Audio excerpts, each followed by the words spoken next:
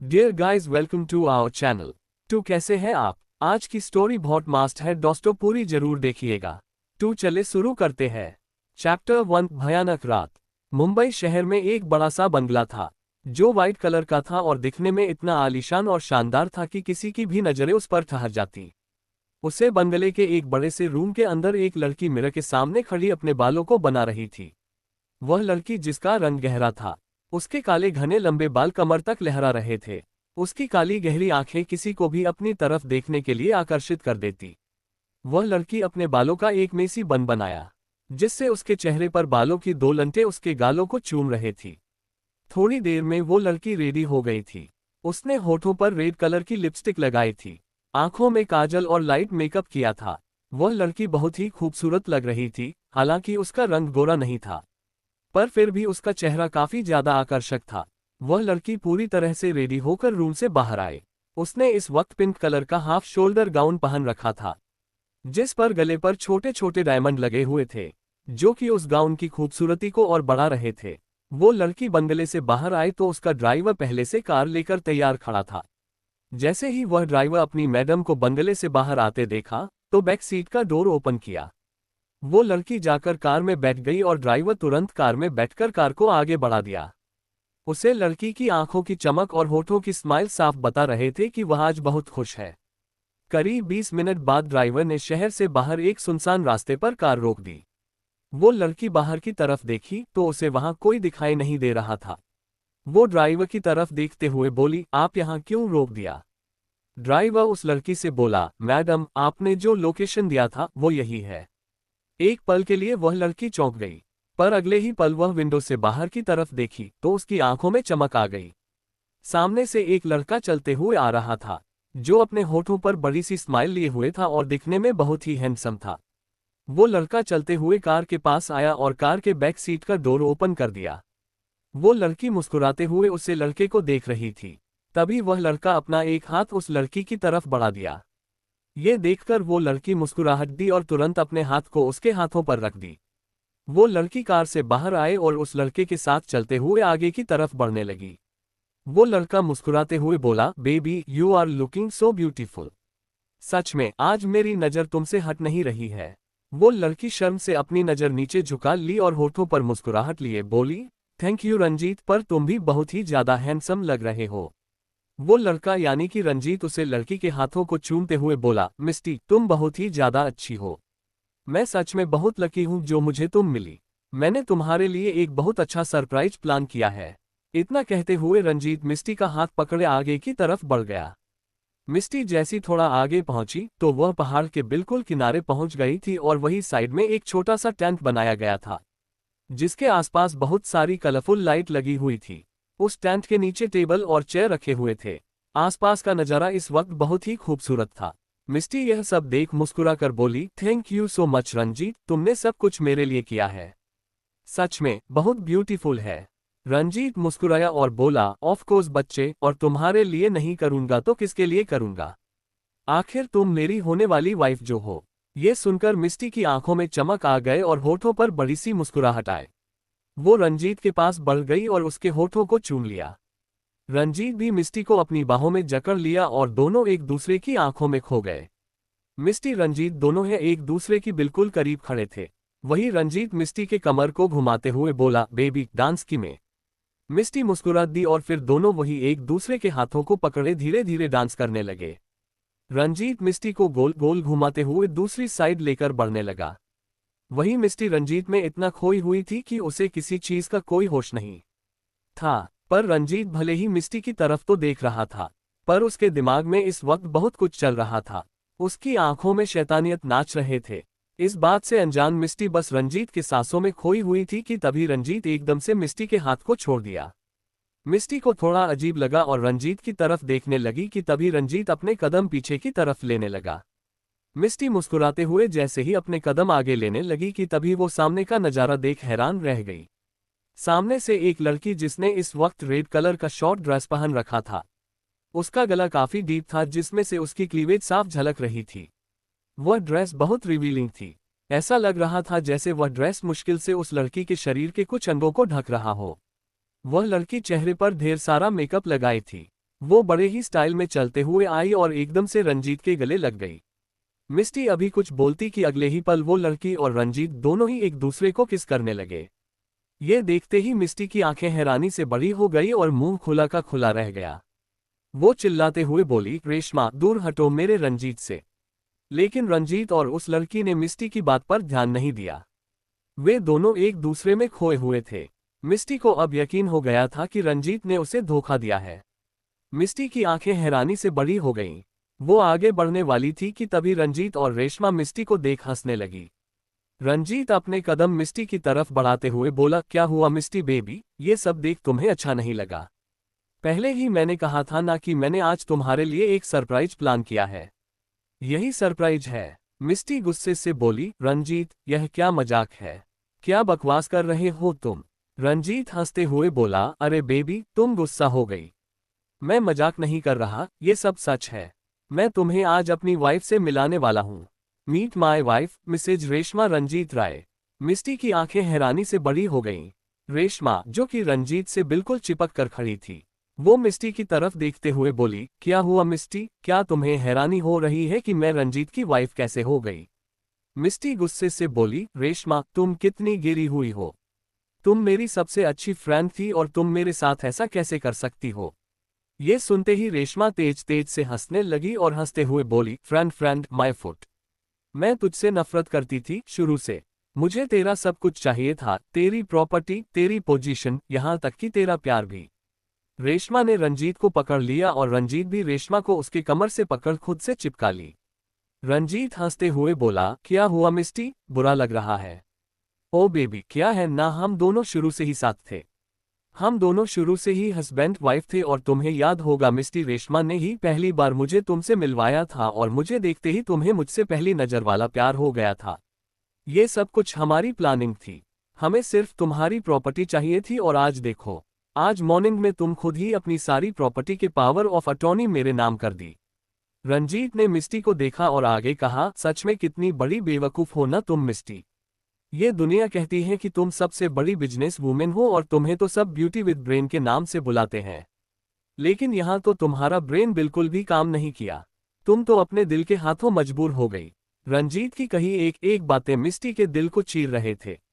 उसे यकीन नहीं हो रहा था कि उसने जिस इंसान से सबसे ज्यादा मोहब्बत की और अपनी सबसे अच्छी दोस्त जिसे वो अपनी बहन की तरह मानती थी, उन दोनों ने ही आज उसे इतना बड़ा धोखा दिया। उसे इस वक्त इन दोनों पर बहुत गुस्सा आ रहा था। वही सामने खड़े रंजीत और रेशमा मिस्टी की हालत पर हंस रहे थे। तभी मिस्टी चिल्लाते हुए बोली, तुम लोगों को जो करना था वो तुम दोनों कर चुके, पर अब मेरी बारी, मैं तुम दोनों को नहीं छोड़ूंगी। इतना कह मिस्टी उन दोनों की तरफ बढ़ने वाली थी कि तभी रंजीत अपने पैंट के पॉकेट से गन निकाला और मिस्टी की तरफ पॉइंट कर दिया। ये देख मिस्टी की आंखें हैरानी से बड़ी हो गई। एक पल के लिए वो डर से कांप उठी। तभी रंजीत बोला, डोंट मूव, बिल्कुल भी मत हिलना बेबी डॉल। इतना कहते हुए रंजीत धीरे धीरे मिस्टी की तरफ बढ़ने लगा। वहीं मिस्टी डर से अपने कदम पीछे की तरफ ले रही थी। उसे किसी चीज का कोई होश नहीं था कि वह अभी पीछे की तरफ चलते हुए कहाँ जा रही है। रंजीत मिस्टी को ऐसे पीछे जाते देख मन ही मन मुस्कुरा रहा था। रेशमा भी मिस्टी को ऐसा करते देख उसके होठों पर शैतानी मुस्कुराहट आ गई। तभी मिस्टी ने पीछे की तरफ देखा तो वो और भी बुरी तरह से डर गई, क्योंकि अब तक वो बिल्कुल उस पहाड़ के किनारे पर आ गई थी। अगर वह एक कदम भी पीछे लेती तो सीधे पहाड़ से नीचे गिर जाती। वह सामने देखी तो रंजीत उसके बिल्कुल करीब आ गया था। ये देख मिस्टी बोली, रंजीत तुम मेरे साथ ऐसा कुछ नहीं कर सकते। मैंने तुम पर इतना विश्वास किया, तुम्हें सच्चे दिल से प्यार किया, और तुम मेरे साथ ऐसा कैसे कर सकते हो? तुम मुझे यहाँ से जाने दो। मैं तुम दोनों के साथ कुछ नहीं करूंगी। तुम दोनों को मेरी प्रॉपर्टी चाहिए ना, तो तुम दोनों ले लो। मैं कुछ नहीं लूंगी तुम दोनों से। बस मुझे अभी यहाँ से जाने दो। ये सुनकर रंजीत और रेशमा एक बार एक दूसरे की तरफ देखे, फिर तेज तेज हंसने लगे और फिर रंजीत मिस्टी की तरफ देखकर बोला, तुम्हें क्या लगता है बेबी कि मैं तुम्हें ऐसे ही यहाँ से जाने दूंगा ताकि तुम फिर से सारी प्रॉपर्टी अपने नाम कर लो? कभी भी नहीं, क्योंकि अब तुम्हें मरना होगा। मिस्टी की आंखों में अब गुस्सा उतर आया। वह इस तरह गुस्से से रंजीत और रेशमा की तरफ देखने लगी और चिल्लाते हुए बोली, मत सोचना कि आज तुम लोग मुझे मार दोगे तो तुम लोग बच जाओगे। मैं वापस आऊंगी और तुम दोनों से अपने ऊपर किए गए जुल्मों का बदला जरूर लूंगी। तुम दोनों को भी मैं जिंदा नहीं छोड़ूंगी, देख लेना तुम दो। तभी गोली चलने की तेज आवाज हुई और मिस्टी की एक तेज चीख निकल गई। आ उसी चीख के साथ मिस्टी पीछे पहाड़ से सीधे नीचे की तरफ गिरने लगी। सामने खड़े रंजीत और रेशमा मिस्टी को खाई में गिरते देखने लगा। उसके हाथ में पकड़ी गन से धुआं निकल रहा था, यानी कि रंजीत ने ही गोली चलाई थी। मिस्टी नीचे की तरफ गिरते हुए अपने मन में भगवान से यही मना रही थी, भगवान, अगर मैंने कभी भी कुछ अच्छे काम किए हो तो मुझे एक मौका जरूर देना जिससे मैं अपने दुश्मनों का बदला ले सकूं। और अगले ही पल मिस्टी उस पहाड़ से नीचे जमीन पर गिरी। उसका सिर एक बड़े से पत्थर से टकरा गया, जिससे उसका सिर तुरंत फट गया और उनमें से खून का तेज फव्वारा चारों तरफ फैल गया। चैप्टर 2 दूसरी दुनिया में आ गई हूँ। बंगलौर सिटी के एक बड़े से हॉस्पिटल के एक वार्ड में बेड पर लेटी एक लड़की जिसका रंग दूध जैसा गोरा, पतले लाल होंठ और बड़ी बड़ी आंखें जो कि अभी बंद थे। खिड़की से आ रही चांद की रोशनी में वो सोने की तरह चमक रही थी। उसके काले घने लंबे बाल तकिए पर फैले हुए थे। उस लड़की को देख साफ पता चल रहा था कि जैसे वो कई महीनों से हॉस्पिटल बेड पर ही पड़ी हुई है। अचानक ही उस लड़की की आंखें हल्की हल्की फड़फड़ाने लगी और धीरे धीरे उसके होंठ हिलने लगी। फिर एकदम से वो लड़की उठकर बैठ गई। जैसे ही वो लड़की उठकर बैठी, वहीं उसके बगल में एक चेयर पर बैठी दूसरी लड़की जो कि उससे उम्र में थोड़ी बड़ी लग रही थी, वो उस लड़की की तरफ देखकर बोली, छोटी तुम उठ गई। वो लड़की अपनी नजरें इधर उधर घुमाकर बेचैनी से सब तरफ देख रही थी। तभी वो दूसरी लड़की जो कि अपनी बहन को देखकर परेशान से हो गई थी, वह तुरंत बोली, छोटी रुक, मैं अभी डॉक्टर को बुलाकर लाती हूँ। वह तुम्हें चेक करके बताएंगे लगता कि मेरी छोटी अब ठीक कैसी है। इतना कहकर वो दूसरी लड़की मुस्कुराते हुए तुरंत वार्ड से बाहर चली गई। वही बेड पर बैठी वो लड़की जो कि अभी अभी होश में आई थी, वह हैरान परेशान सी दिखाई दे रही थी। वह धीरे से बड़बड़ाई, मैं तो खाई में गिर गई थी ना, और उस रंजीत और उस रेशमा ने मिलकर मुझे खाई में गिरा दिया था। मैं तो मर गई थी। फिर क्या मैं ये दूसरी दुनिया में आ गई हूँ? नहीं, यहाँ सब देख तो यही लग रहा है कि जैसे इसी दुनिया के सब कुछ है। इसका मतलब मुझे किसी ने बचा लिया और मैं बच गई हूँ। ये कहते हुए उस लड़की के होठों को मुस्कुराहट आ गई। वो लड़की एक बार फिर मुस्कुराते हुए बोली, वह मिस्टी, तू तो बच गई है और अब तू अपने दुश्मनों से बदला ले सकती है। फिर ऊपर की तरफ देखकर बोली, थैंक यू भगवान जी, आखिरकार आपने मुझे नहीं मारा। ये कहते हुए मिस्टी मुस्कुरा रही थी। वह तुरंत बेड पर से नीचे उतरने लगी, पर अभी उसके हाथ पैर बुरी तरह कांप रहे थे। वह खुद से बोली, अरे ये मेरे हाथों पैरों को क्या हो गया? ऐसा लग रहा है जैसे मैं महीनों से इस बेड पर ही पड़ी हुई हूँ। इतना बोलते हुए मिस्टी चलकर वहां से वॉशरूम में चली गई। वो वॉशरूम में जाकर अपना फेस वॉश करने लगी। जैसे ही वो सामने लगे मिरर में खुद का चेहरा देखी तो चौंक गई। वो हैरानी से खुद से बोली, आना, ये मेरा चेहरा नहीं है। मतलब मेरा चेहरा बदल गया। क्या मेरे चेहरे की सर्जरी हो गई है? हे भगवान, ये क्या किया आपने? दिस इज नॉट फेयर, मैं आपसे गुस्सा हूँ। ये कहते हुए मिस्टी छोटे बच्चे की तरह मुंह फुला ली। फिर वापस से मिरर में देखते हुए खुद से मुंह बनाकर बोली, वैसे ये चेहरा भी इतना बुरा नहीं है, इसमें भी मैं खूबसूरत ही लग रही हूँ। इतना कहते हुए मिस्टी इतराते हुए अपने बालों को पीछे की तरफ झटकी। वही उसी समय वॉशरूम में अचानक एक तेज रोशनी आई। मिस्टी को उस तेज रोशनी को देख को थोड़ा अजीब लगा। वह साइड में देखी तो वहां पर एक छोटा लड़का खड़ा था, जो कि देखने में काफी छोटा लग रहा था। उस छोटे बच्चों को अचानक से वहां देखकर मिस्टी चौंक गई। वो हैरानी से उसे छोटे बच्चे को देखकर बोली, अरे तुम कौन हो और ऐसे कैसे वॉशरूम में आ गए? चलो अभी के अभी निकलो यहाँ से, वरना तुम मुझे नहीं जानते कि मैं कितनी डेंजरस हूँ। मिस्टी की बात सुनकर वो लड़का मिस्टी को घूर कर देखने लगा। उस छोटे बच्चे के ऐसे घूरने से मिस्टी मुंह बनाते हुए बोली, ये देखो दो फुटिया कहीं के, मुझे घूर रहा है। ओए बच्चे, तुम मुझे यानी कि मिस्टी को, और तुम्हें पता भी है कि मिस्टी कौन है? मैं नंबर 1 बिजनेसमैन हूँ और अभी मैं चाहूँ ना तो चुटकी बजाते ही तुम्हारा काम तमाम करवा सकती हूँ। तभी वो छोटा बच्चा एकदम से मिस्टी की तरफ बढ़ने लगा। ये देखकर मिस्टी बोली, देखो हाँ, माना कि मेरा चेहरा बदल गया है, पर मैं अभी भी वही मिस्टी हूँ, खतरनाक और इंटेलिजेंट, समझे? तभी उस लड़के की आवाज आई, आप मिस्टी नहीं हो, आप राहत हो। मिस्टी को ये सुनकर जैसे झटका लगा। वह हैरानी से उस लड़के की तरफ देखी और बोली, क्या? मैं मिस्टी नहीं हूँ, मैं राहत हूँ। नहीं, ये नहीं हो सकता, मुझे अपनी पहचान पता है। मैं मिस्टी हूँ और ये राहत कौन है? मैं तो उसे जानती भी नहीं। वह छोटा बच्चा मिस्टी की तरफ देखते हुए बोला, नहीं, अभी आप जिसकी शरीर में हो उनका नाम राहत है और अब से आप राहत सहगल हो, मिस्टी नहीं। मिस्टी को ये सुनकर बोली, ओह ऐसा है। पर अगले ही पल मिस्टी को जैसे झटका लगा। वो कंफ्यूज भरे नजरों से उस लड़के की तरफ देखते हुए बोली, शी ओ ये छोटे बच्चे, तू कहना क्या चाहता है? साफ साफ बोल ना, मुझे ऐसे जलेबी की तरह गोल गोल घुमा के मत समझा। वो छोटा बच्चा अजीब तरीके से मिस्टी की तरफ देख रहा था। तभी मिस्टी के माइंड में कुछ क्लिक हुआ और उसकी आंखें बड़ी हो गई। वो हैरानी से आंखें बड़ी किए बोली, कहीं ऐसा तो नहीं कि मेरा रिबॉन हुआ है और मैं मारकर इस लड़की के शरीर में आ गई हूं? सही कहा ना मैंने? वह छोटा बच्चा हल्का सा मुस्कुराते हुए बोला, हाँ सही कहा आपने। मिस्टी एक बार फिर मिरर में देखते हुए बोली, तभी तो मैं बोलूं कि ये चेहरा तो मेरा नहीं है और सर्जरी के बाद इतना कैसे चेहरा चेंज हो सकता है।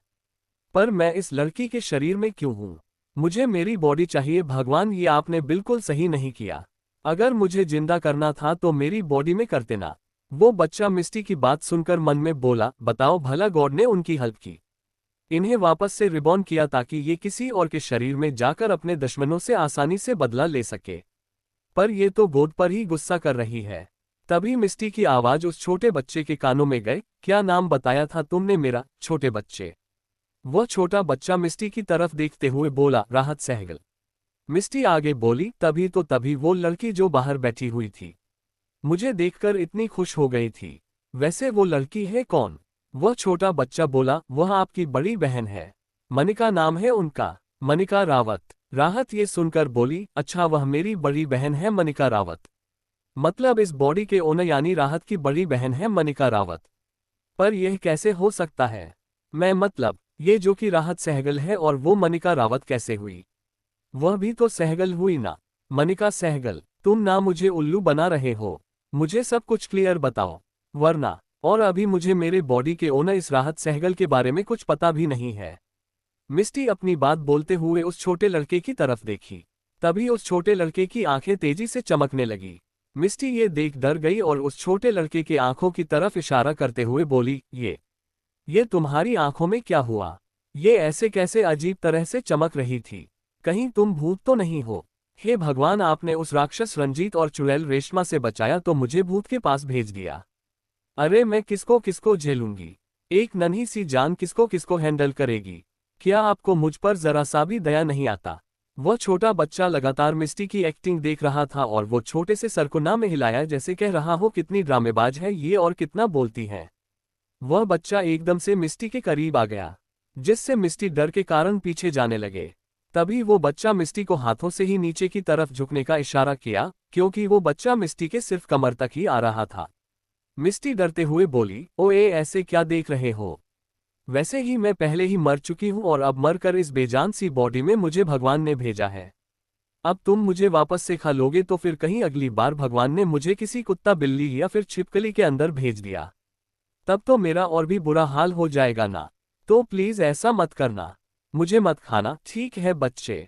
उद्धरण चिन्ह। वो बच्चा घूर कर देखा और बोला, चुपचाप से नीचे झुकिए, अभी आपके सारे सवालों के जवाब मिल जाएंगे। मिस्टी डरते हुए अपने सर को हाँ में हिलाए और फिर धीरे धीरे नीचे झुक कर बैठ गई। वह छोटा बच्चा अपने एक हाथ को मिस्टी के सर पर रख दिया और उसके हाथ से एक तेज रोशनी निकलने लगी। एक पल के लिए मिस्टी की आंखें बंद हो गई और देखते ही देखते मिस्टी बेहोश हो गई। चैप्टर 3, आज की रात तुम्हें सोने नहीं दूंगा बेबी। अब तक। बच्चा घूर कर देखा और बोला, चुपचाप से नीचे झुकिए, अभी आपके सारे सवालों के जवाब मिल जाएंगे। मिस्टी डरते हुए अपने सर को हाँ में हिलाए और फिर धीरे धीरे नीचे झुक कर बैठ गई। वह छोटा बच्चा अपने एक हाथ को मिस्टी के सर पर रख दिया और उसके हाथ से एक तेज रोशनी निकलने लगी। एक पल के लिए मिस्टी की आंखें बंद हो गई और देखते ही देखते मिस्टी बेहोश हो गई। अब आगे। करीब 1 घंटे बाद मिस्टी की आंखें खुली तो वह हॉस्पिटल बेड पर थी। वह अपने चारों तरफ देखी तो डॉक्टर और नर्स खड़े थे। वही सामने वो लड़की जो कि कोई और नहीं राहत की बड़ी बहन मनिका थी।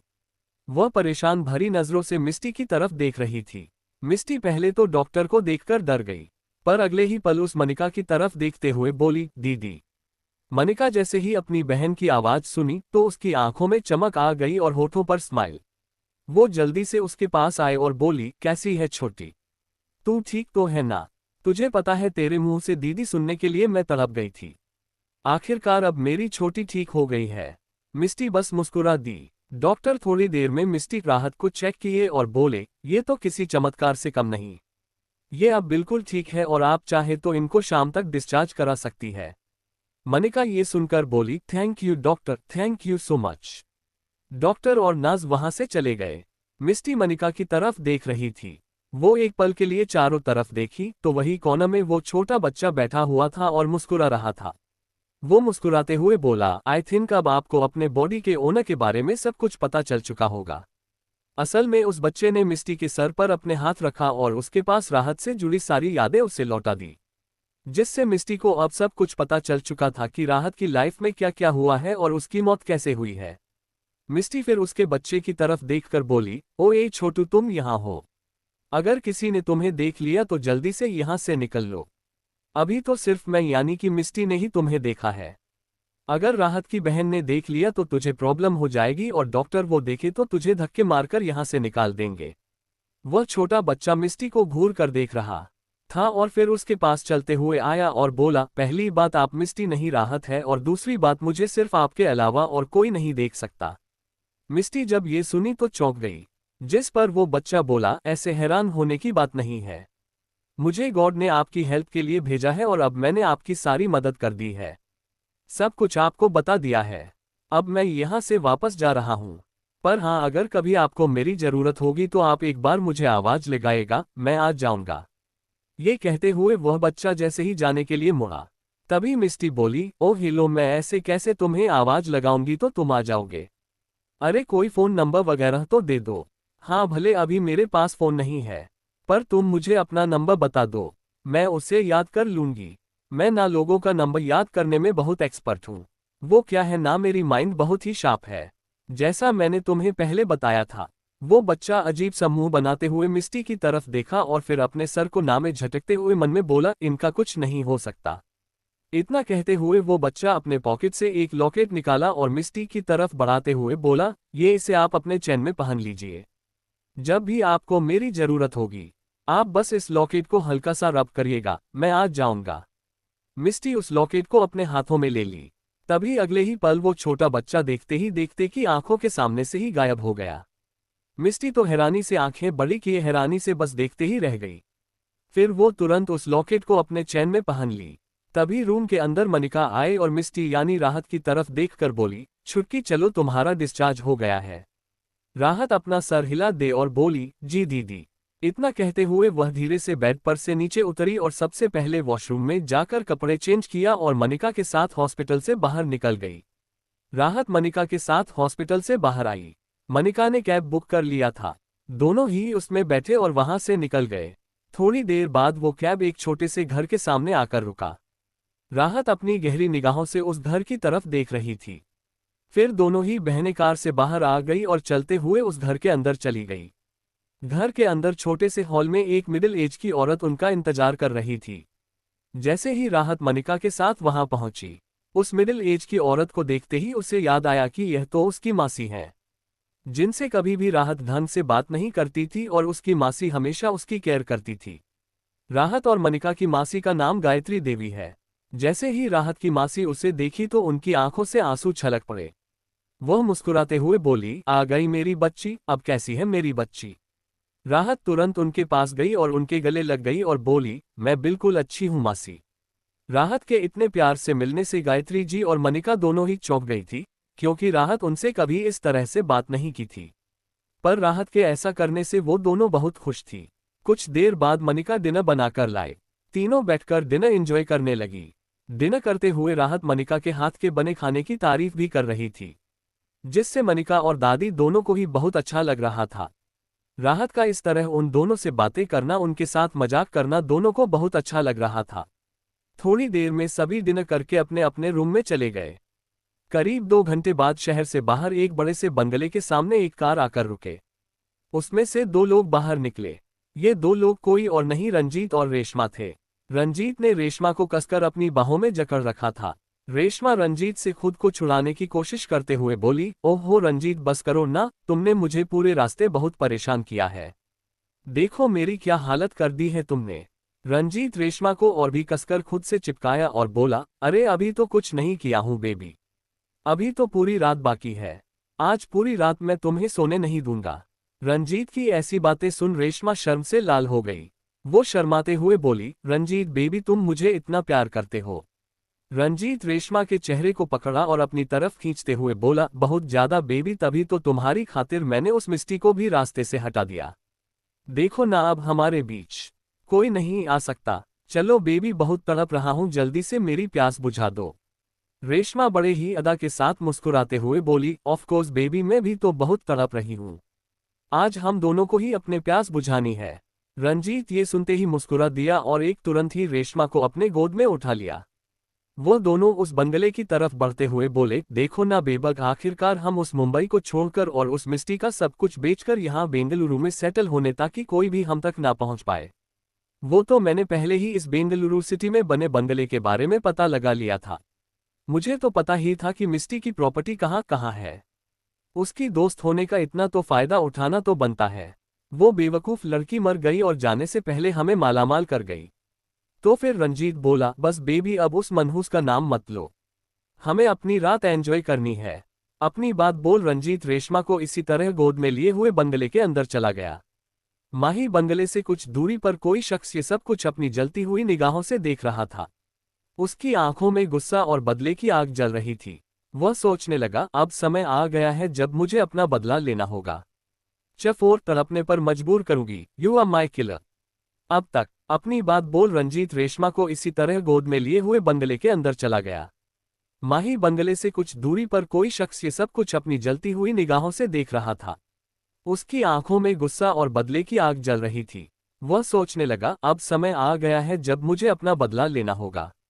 अब आगे वह शख्स जिसने एक ब्लैक कलर की हुडी पहन रखी थी और अपने चेहरे को भी ब्लैक कपड़े से कवर कर रखा था। एकदम से तेज हवा चली और उसके चेहरे पर बंधा दुपट्टा हट गया। अब उस शख्स का दूध जैसे गोरा चेहरा साफ नजर आने लगा था। वह कोई और नहीं राहत थी, जिसकी आंखों में नफरत और गुस्सा साफ दिखाई दे रहा था। वो अपने दांत पीसते हुए बोली, कर लो मजे रंजीत और रेशमा, तुम दोनों की मैं रातों की नींद नहीं उड़ाए तो मेरा नाम राहत सहगल नहीं। ये कहते हुए राहत के चेहरे पर एक डेंजरस स्माइल आ गए। वह कुछ दूर चलकर गई और वहीं साइड में खड़ा किए बाइक पर बैठ फुल स्पीड में बाइक को आगे बढ़ा दी। रात के करीब 2 बजे राहत अपने घर के सामने अपनी बाइक रोकी और बैक साइड की डोर से घर के अंदर एंटर की। राहत दबे पांव अभी अपने रूम की तरफ जा रही थी कि तभी 2 लोगों की आवाजें सुन उसके कदम रुक गए। उसकी मासी और उसकी बहन मनिका दोनों ही हाल में बैठी बातें कर रहे थे। गायत्री जी मासी मनिका के हाथ को पकड़कर बोली, मनिका बेटा, आखिर कब तक तुम यहाँ रहोगी? एक ना एक दिन तो तुम्हें अपने घर जाना होगा ना, आखिर वो तुम्हारा ससुराल है। मनिका अपनी मासी की बात सुन आंखों में आंसू और होठों पर एक तंज भरी स्माइल लिए बोली, मासी क्या बात कर रही हो आप? मेरा ससुराल है, पर वह मेरे पति हैं। आप अच्छी तरह से जानती हैं, कार्तिक कभी भी मुझे अपनी बीवी नहीं मानते। उनके लिए तो मैं एक बोझ हूँ। सच्चाई तो यह है कि उन्होंने कभी इस रिश्ते को अपनाया ही नहीं और वो बस मुझसे पीछा छुड़ाना चाहते हैं। यहाँ तक कि उस फैमिली में भी सिर्फ मम्मी जी को छोड़कर कोई भी नहीं चाहता कि मैं वहाँ रहूँ। दादाजी ने हमारी शादी कराई और आज तक वो हमारे रिश्ते को बचाने के लिए लड़ रहे हैं, पर उनकी भी कोई नहीं सुनता। ऐसे में आप क्या चाहती है कि मैं उस घर में वापस जाऊं? ये कहते हुए मनिका की आंखों से आंसू गिरने लग गए। मनिका के आंसू देख गायत्री जी मनिका के हाथ पर अपनी पकड़ बना ली और उसे अपने सीने से लगा ली। मनिका गायत्री जी के सीने से लगकर फूट फूट कर रोने लगी। राहत यह सब सुनी तो उसने गुस्से से अपने हाथों की मुट्ठी का कस ली। कार्तिक रावत इस इंसान को वो बहुत अच्छी तरह से जानती है, जिसे वह एक बड़े भाई की तरह मानती थी, और रावत फैमिली जिसे वो अपनी फैमिली मानती थी, पर उस फैमिली में ने कभी भी उसे एक्सेप्ट ही नहीं किया। कार्तिक रावत से मनिका दी की शादी तो हो गई, पर कभी उन लोगों ने दी को उस घर की बहू माना और ना ही कार्तिक रावत ने अपनी वाइफ माना। भला कैसे भूल सकती है वो कार्तिक रावत और उस इंसान को, जिसके कारण उसकी यानी कि राहत की मौत हुई, क्योंकि अभी राहत के शरीर में मिष्टी है। ये सब सोचते हुए राहत की मुट्ठियां कसती जा रही थी। उसने एकदम से अपनी आंखों को बंद किया और एक झटके में अपनी आंखें खोली तो उसकी आंखें पूरी लाल हो गई थी। वह बिना एक पल गवाए तुरंत वहां से अपने रूम में चली गई। रूम में जाकर सबसे पहले उसने अपने कपड़े बदले और फेस वॉश कर बेड पर लेट गई। वो खुद के मन में सोचने लगी।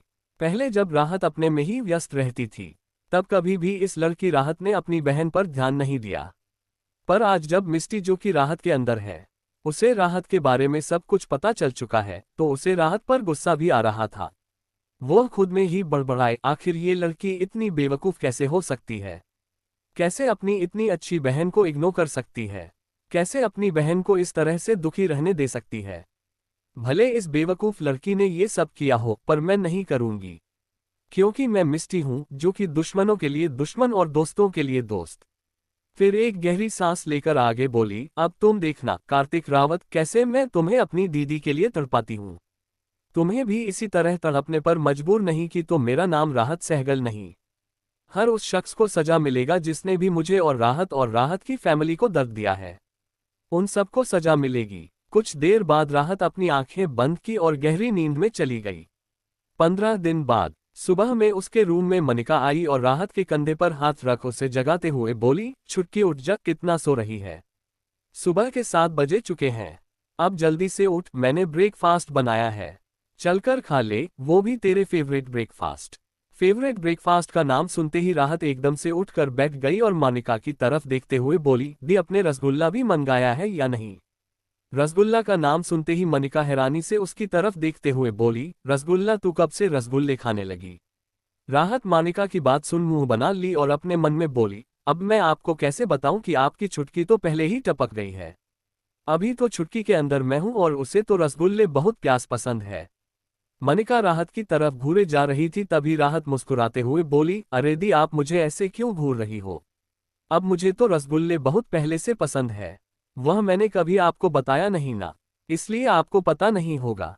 वैसे भी शादी के बाद आप बहुत बिजी। इतना बोल राहत चुप हो गई। वो मनिका के चेहरे की तरफ देख रही थी, जो शादी नाम सुनते ही उदास हो गई थी। तभी राहत बात बदलते हुए बोली, खुद ही ये सब छोड़िए, आप अब मेरे लिए जल्दी से रसगुल्ले भी मंगा दो ना। ये कहते हुए राहत मासूम सा चेहरा बनाकर मनिका की तरफ देखने लगी। ये देख मनिका पर चपत लगाते हुए बोली, ठीक है, मंगा देती हूँ। चल अब जल्दी से रेडी हो, क्योंकि मुझे अभी ऑफिस निकलना है। मनिका जो कि कॉलेज की एक प्रोफेसर थी और उसी कॉलेज में राहत भी एक स्टूडेंट थी। पर मनिका राहत के क्लास को नहीं पढ़ती थी क्योंकि उसका डिपार्टमेंट अलग था। पर दोनों का कॉलेज सेम था, इसलिए दोनों बहनें हमेशा साथ में ही कॉलेज जाती थी। पर हाँ, कुछ दिनों से जब से राहत मनिका से दूरी बना ली थी तो वो मनिका के साथ कॉलेज नहीं जाती थी। पर राहत ने तो कुछ सोच लिया था। वो मुस्कुराते हुए बेड पर से उठकर तुरंत वॉशरूम में चली गई। वहीं मनिका वहां से डाइनिंग टेबल की तरफ बढ़ गई। कुछ देर बाद राहत वॉशरूम से रेडी होकर बाहर आए और अपने बालों को बनाकर थोड़ी देर में वो पूरी तरह से रेडी हो गई थी। उसने अपने बैग को भी सेट कर लिया था। वो अपने कंधे पर बैग टांगे रूम से बाहर निकली और डाइनिंग टेबल की तरफ आ गई। मनिका राहत की तरफ देखी तो देखती ही रह गई। जहां उसकी बहन राहत हमेशा छोटे ड्रेस पहनती थी, अपने बालों को कभी बांधती नहीं थी, चेहरे पर भी बहुत सारा मेकअप लगाए रहती थी, वही आज राहत ने फुल ब्लैक पैंट और व्हाइट शर्ट पहन रखा था। उसने अपने बालों का पोनीटेल बना रखा था और मेकअप के नाम पर उसने बस आंखों में काजल, होठों पर लिप बाम लगाई थी। इतने में ही राहत किसी नाजुक मासूम गुड़िया की तरह दिखाई दे रही थी। मनिका की नजरें तो अपनी छोटी बहन से हट ही नहीं रहे थे। उसकी बहन आज किसी मासूम प्रिंसेस की तरह दिखाई दे रही थी। मनिका राहत के पास आए और अपने आंखों से काजल निकाल उसके कान के पीछे लगाते हुए बोली, मेरी बहन को किसी की नजर ना लगे। बहुत ही प्यारी और खूबसूरत लग रही है आज मेरी बहन। राहत अपने दी की बात सुन अपनी टिमटिमाती हुई आंखों से मनिका की तरफ देखते हुए बोली, राहत तो है ही खूबसूरत। तभी गायत्री जी वहां आई और उन दोनों की तरफ देखते हुए बोली, मेरे दोनों बच्चियां बहुत ही प्यारी और खूबसूरत है और इन दोनों को ही किसी की नजर ना लगे। ये कहते हुए गायत्री जी अपने दोनों आंखों से काजल निकालकर दोनों के कान के पीछे लगा दी। ये देखकर दोनों ही मुस्कुरा दी। फिर तीनों लोग बैठकर ब्रेकफास्ट करने लगे। थोड़ी देर में मनिका ब्रेकफास्ट करके उठी और जाने लगी कि तभी राहत की आवाज आए, अरे दीदी रुको ना, मुझे छोड़कर कहाँ जा रही हो? मनिका हैरानी से राहत की तरफ देखने लगी। तभी राहत जल्दी से उठी और अपना बैग लिए उसके पास आकर बोली, चलो दी, जब एक ही कॉलेज में जाना है तो हम अलग अलग क्यों जाएं? राहत की बात सुन मानिक और गायत्री जी दोनों ही चौंक गए थे, क्योंकि राहत ने कहा था कि हम एक साथ कॉलेज में नहीं जाएंगे, हमें अलग रहना चाहिए। मैं नहीं चाहती कि कोई भी जाने कि आप मेरी दीदी हो। पर तभी राहत मनिका को अपने साथ लिए बाहर की तरफ लेकर चली गई और जाते जाते गायत्री जी की तरफ देखकर बोली, बारमासी लव यू। गायत्री जी बस मुस्कुरा दी। दोनों ही स्कूटी पर बैठे और वहां से कॉलेज के निकल गए। करीब 25 मिनट बाद मनिका कॉलेज के सामने स्कूटी रोकी। राहत तुरंत स्कूटी से उतरी और मनिका की तरफ देखकर बोली, ओके दीदू बाय। इतना कह राहत मनिका के गाल पर किस कर दी। मनिका अपनी बहन की बचपने को देख मुस्कुरा दी और उसके गालों को छूते हुए बोली, बार छुटके अपना ख्याल रखना। राहत भी मुस्कुराते हुए सिर हिलाकर कॉलेज के अंदर चली गई। जैसे ही राहत कॉलेज में एंटर की, वहां मौजूद सभी स्टूडेंट की नजरें उस पर ही ठहर गए। सारे लड़के लड़कियां आपस में बातें करते हुए बोले, हाँ ये लड़की कौन है, क्या गजब की बवाल है। एक लड़का अपने दिल पर हाथ रखते हुए बोला, हाय लगता है आज मैं बेहोश हो जाऊंगा, क्या लड़की है यार, बाला की खूबसूरत। अभी तक सब राहत को दूर से देखे थे, इसलिए उन्हें पता नहीं चल पा रहा था कि वो राहत है। तभी जब राहत और करीब आती तो उसे देख कुछ लड़के और लड़कियां आपस में बोले, अरे ये तो राहत सहगल है ना, कल तक तो ये हमेशा बंदरिया की तरह आती थी, आज कैसे इतनी खूबसूरत लग रही है। राहत को देखकर सभी स्टूडेंट आश्चर्यचकित थे, क्योंकि वह आज पहली बार इतनी खूबसूरत और अट्रैक्टिव लग रही थी। सबसे ज्यादा उसके चेहरे की मासूमियत देख सब हैरान थे। तभी सबकी नजर सामने से आ रहे लोगों पर गए, जिन्हें देख सारी लड़कियां पागल ही हो गई। राहत पीछे नहीं मुड़ी, पर तिरछी निगाहों से पीछे की तरफ देखी तो उसकी आंखें सर्द हो गई और उसका चेहरा सख्त हो गया। वो अपने हाथों की मुट्ठी कहते हुए धीरे से बड़बड़ाई, you are a killer mister Moksh Rawat. च5 तुम आ गई जाने मन। राहत को मिली एक अनोखी शक्ति। अब तक राहत को देखकर सभी स्टूडेंट आश्चर्यचकित थे, क्योंकि वह आज पहली बार इतनी खूबसूरत और अट्रैक्टिव लग रही थी। सबसे ज्यादा उसके चेहरे की मासूमियत देख सब हैरान थे। तभी सबकी नजर सामने से आ रहे लोगों पर गए, जिन्हें देख सारी लड़कियां पागल ही हो गई। राहत पीछे नहीं मुड़ी, पर तिरछी निगाहों से पीछे की तरफ देखी तो उसकी आंखें सर्द हो गई और उसका चेहरा सख्त हो गया।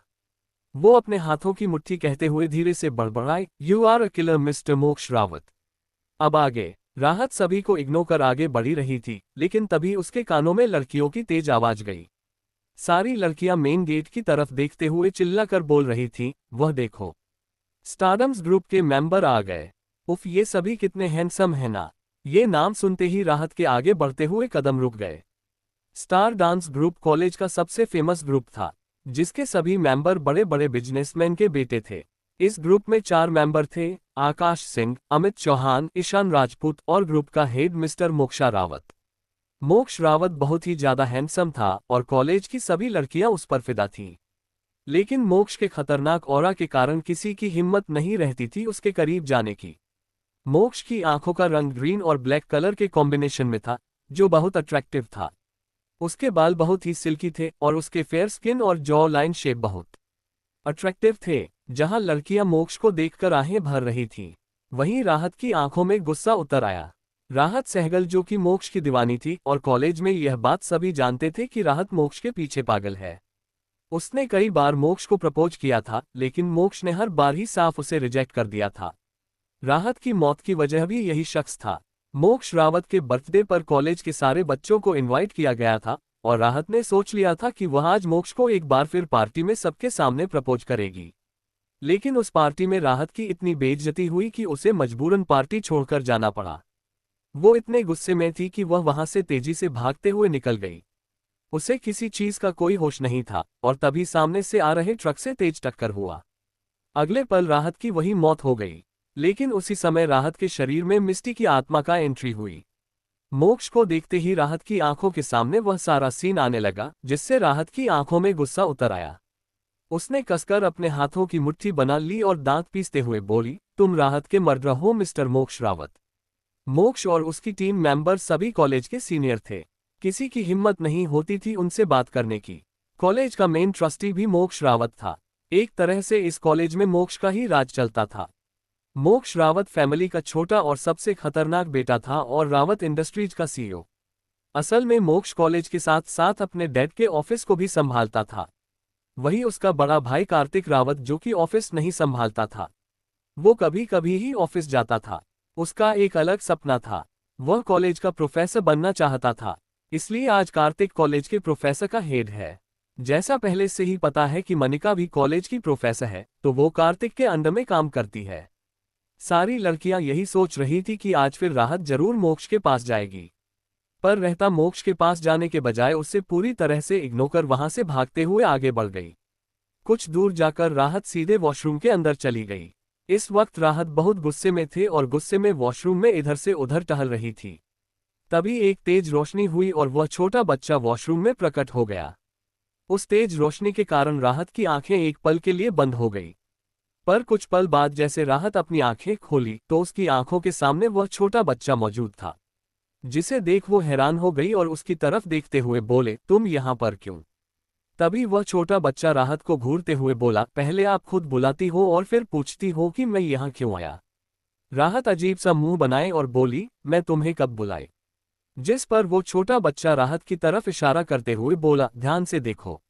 राहत जब अपनी नजरें नीचे करके देखी तो उसे एहसास हुआ कि घबराहट के कारण उसके हाथ अपने आप ही अपने गले में पहने लॉकेट पर चले गए थे, जिन्हें वो बार बार रब करने लगी थी।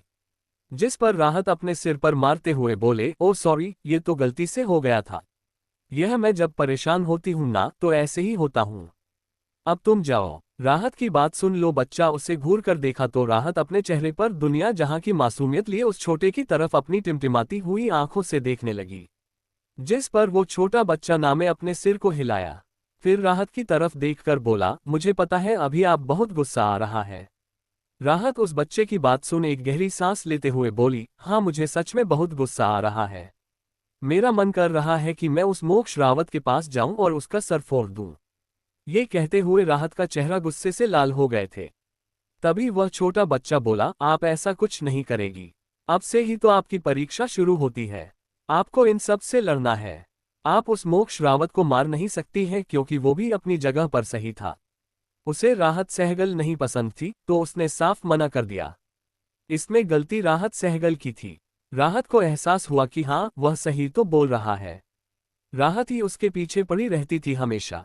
वह गहरी सांस लेकर बोले, हाँ तुम सही कह रहे हो।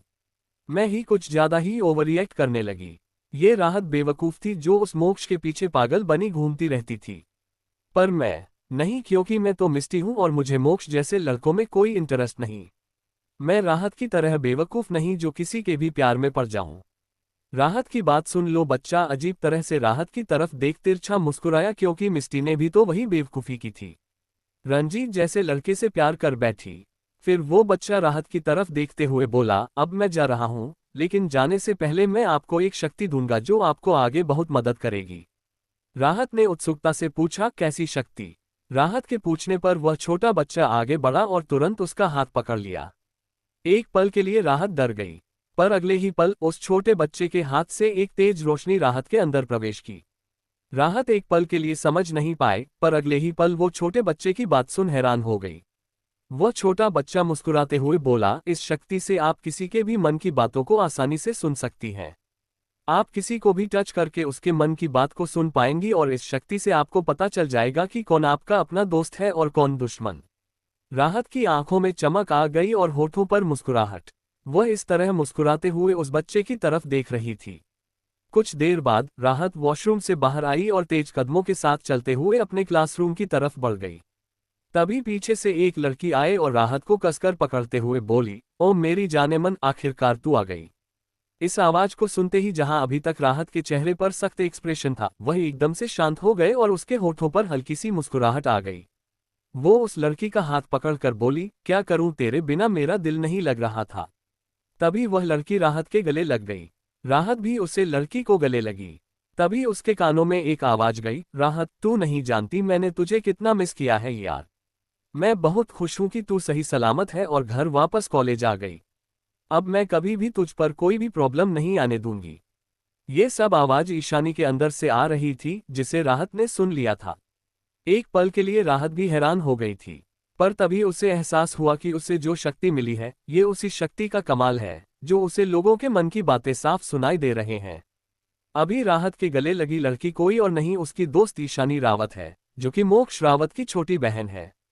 राहत ने ईशानी को गले से लगाते हुए कहा, मैं भी तुझे बहुत मिस कर रही थी ईशानी, तू मेरी बेस्ट फ्रेंड है। दोनों अलग हुई और साथ में क्लासरूम की तरफ बढ़ गई। मुस्कुराते हुए आगे बढ़ रही थी कि तभी एक बार फिर सामने से मोक्ष रावत अपने ग्रुप के साथ चलते हुए इस तरफ ही आ रहा था। ईशानी सामने से आ रहे अपने भाई की तरफ देखी तो उसकी नजरें अपने दोस्त राहत पर गई, जो कि अभी उससे मुस्कुराते हुए बातें कर रही थी। ईशानी को यही लग रहा था कि कहीं फिर से राहत उसके भाई को देखकर उसके पास ना चली जाए। इसलिए वो तुरंत राहत का हाथ पकड़कर बोली, यार चल हम उस तरफ चलते हैं। ईशानी अच्छी तरह से जानती थी कि उसकी दोस्त राहत उसके भाई को कितनी ज्यादा पसंद करती है, पर उसका भाई हर वक्त उसका दिल तोड़ देता था।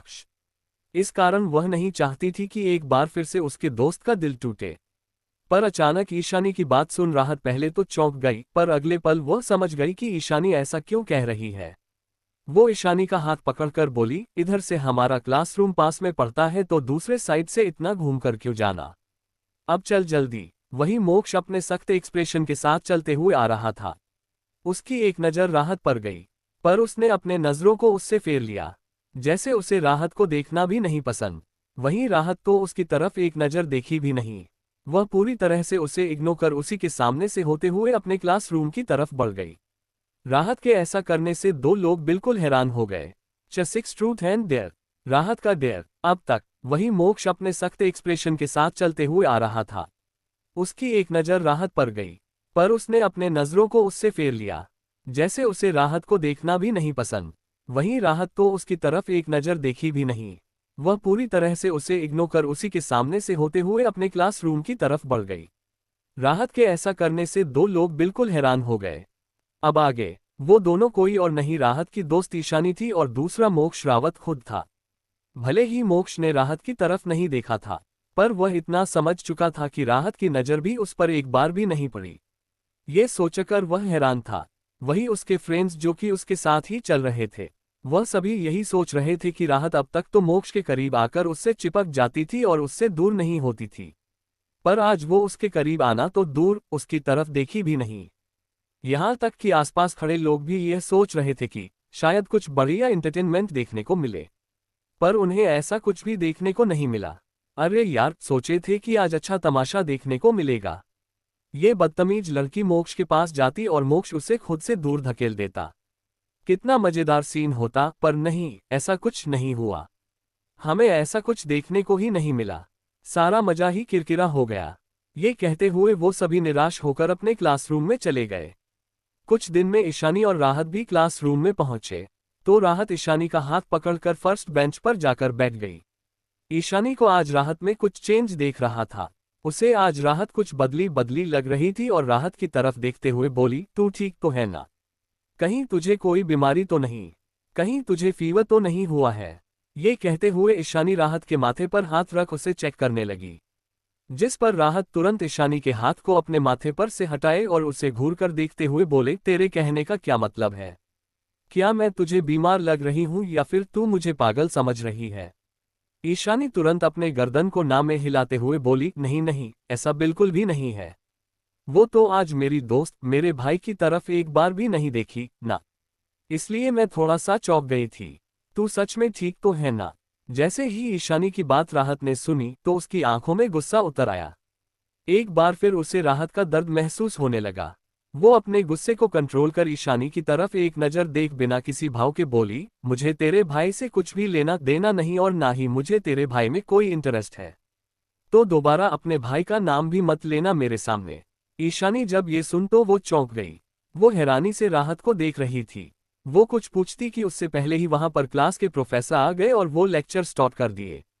राहत चुपचाप लेक्चर अटेंड कर रही थी। अभी उसके चेहरे पर कोई भाव नहीं थे। वो पूरे कंसंट्रेशन के साथ अपनी पढ़ाई कर रही थी। वही ईशानी तो अभी भी कंफ्यूज थी कि आखिर उसकी दोस्त को हुआ क्या है। आज वो इतनी कैसे बदल गई। कुछ देर बाद उनका लेक्चर खत्म हुआ और प्रोफेसर वहां से चले गए। अगले ही पल दूसरे प्रोफेसर क्लास में आए और लेक्चर स्टार्ट कर दिए। 2-3 लेक्चर अटेंड करने के बाद राहत ईशानी का हाथ पकड़कर बोली, चल कैंटीन चलाते हैं, मुझे बहुत तेज भूख लगी है। ईशानी खाने का नाम सुनते ही अपने होठों में मुस्कुराहट आंखों में चमक लिए बोली, अरे हाँ यार, सच में भूख तो मुझे भी लगी है। मैं तो कब से कैंटीन जाना चाह रही थी, पर तुझे खाने में डर लग रहा था कि कहीं तू गुस्सा ना हो जाए। राहत ये सुनकर ईशानी के सर पर हल्का सा चपत लगाए और बोली, चल भूख कर कहीं की, तुझसे मैं कैसे नाराज हो सकती हूँ? तू तो मेरी जान है यार। इतना कह राहत मुस्कुरा दी। फिर दोनों ही वहां से मुस्कुराते हुए क्लास से बाहर निकल गए और कैंटीन की तरफ चले गए। वहीं बाकी सब क्लास में मौजूद स्टूडेंट गुस्से भरी नजरों से राहत को घूर रहे थे क्योंकि वो सभी राहत से नफरत करते थे। उन्हें ऐसा लगता था कि राहत बहुत ही जिद्दी और घमंडी लड़की है और ये सच्चाई भी थी। राहत हमेशा जिद करती थी, जिस कारण सभी राहत से नफरत करने लगे थे। अभी राहत और ईशानी कैंटीन की तरफ जा रहे थे कि तभी सामने से आ रही एक लड़की से राहत की टक्कर हो गई। ऐसे अचानक टकराने से राहत को बहुत तेज गुस्सा आया। वह गुस्से में उस लड़की पर चिल्लाने वाली थी कि तभी उसके कानों में उस लड़की की प्यारी सी आवाज गई, आई एम सॉरी। राहत उस लड़की की आवाज सुन उसकी तरफ देखने लगी और फिर अपने आंखों को बंद कर गुस्से को कंट्रोल करते हुए बिना किसी भाव के बोली, इट्स ओके, कोई बात नहीं। इतना बोलकर ईशानी के साथ जाने के लिए मुड़ी। तभी वो लड़की राहत का हाथ पकड़ ली। राहत ये देख रुक गई और उस लड़की की तरफ देखते हुए बोली, यह क्या है? छोड़ो मेरा हाथ। वह लड़की जिसका नाम काव्या है, वो बड़ी ही मासूम निगाहों के साथ राहत की तरफ देखकर बोली, तुम मुझसे नाराज हो क्या?